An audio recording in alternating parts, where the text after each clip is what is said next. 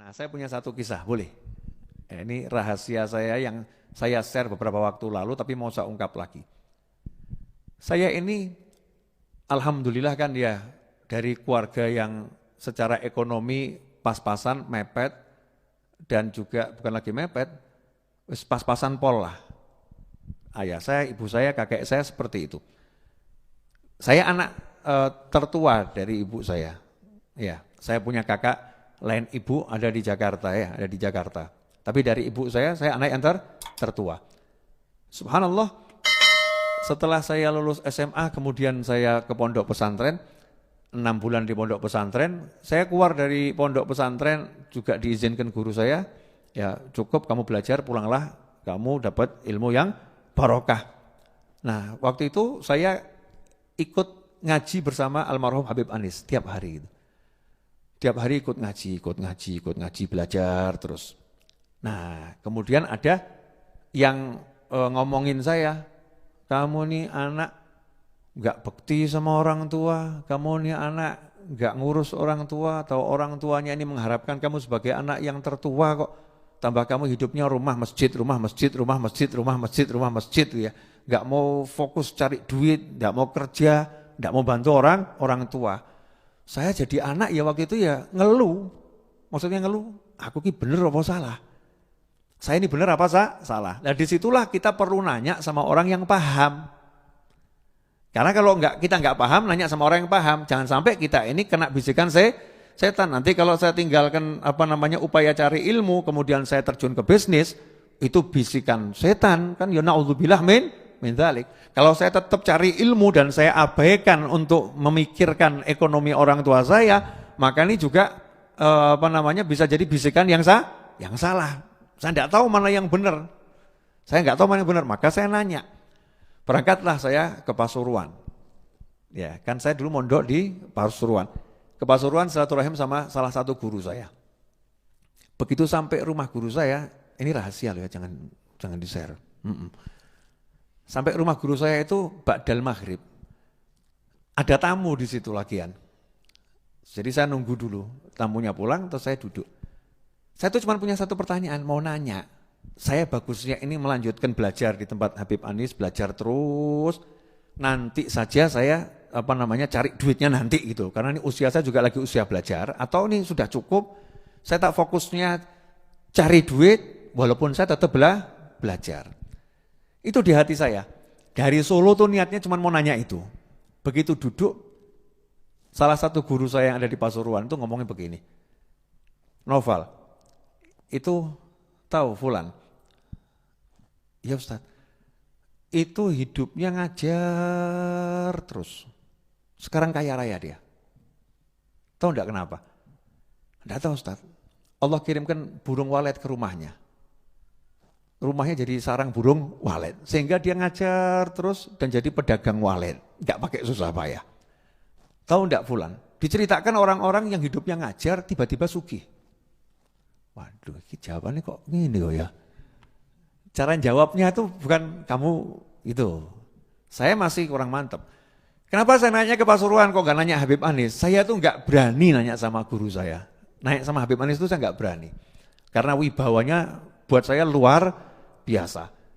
Tapi karena ini udah gejolaknya semakin kuat, maka balik ke Solo, saya gak pernah nanya apapun pada Habib Anis itu, akhirnya saya beranikan saya mau nanya.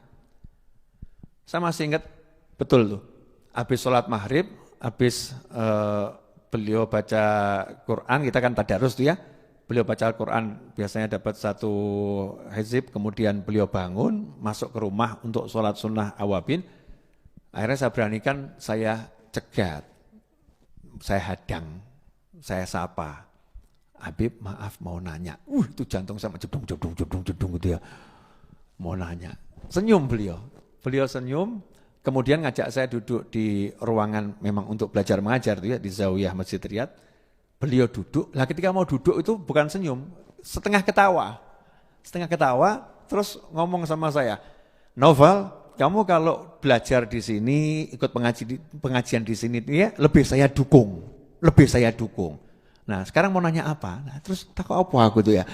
Belum nanya udah dijawab. Akhirnya saya bilang ngarang soal tiba-tiba soal apa cek nih. Oh, hendak mau naik masalah ini. Ya, dijawab juga sama beliau. Ya ini jawabannya begini. Udah ya saya lagi dipanggil di dalam, maaf.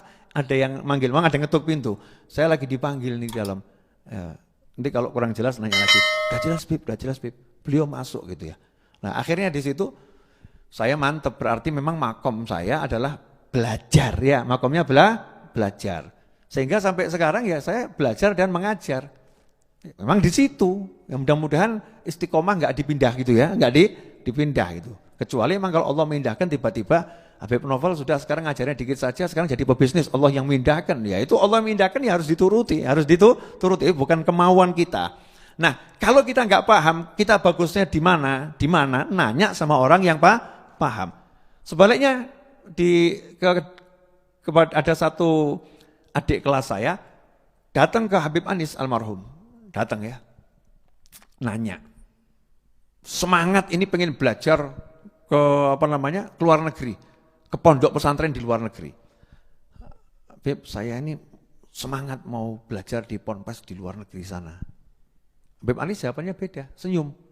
Kalau kamu bagusnya lanjutkan kuliahmu. Karena dilihat memang bakatnya di bisnis, jadi disuruh belajar untuk jadi pebisnis yang nanti hebat. Yang ini memang bakatnya, ini kelihatan nih anak bakatnya memang cari ilmu dan ngajar, ya biar di situ.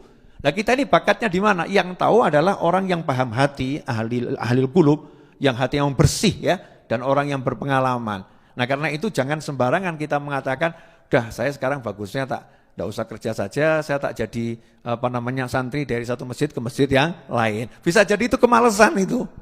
Ya itu bisikan setan dari sifat malas kita anggap kemuliaan. Naudzubillah min dzalik. Makanya hati-hati. Paling tidak kita ambil sikap yang paling sederhana itu, ya kamu kerja, jangan sampai melalaikan ibadah gitu.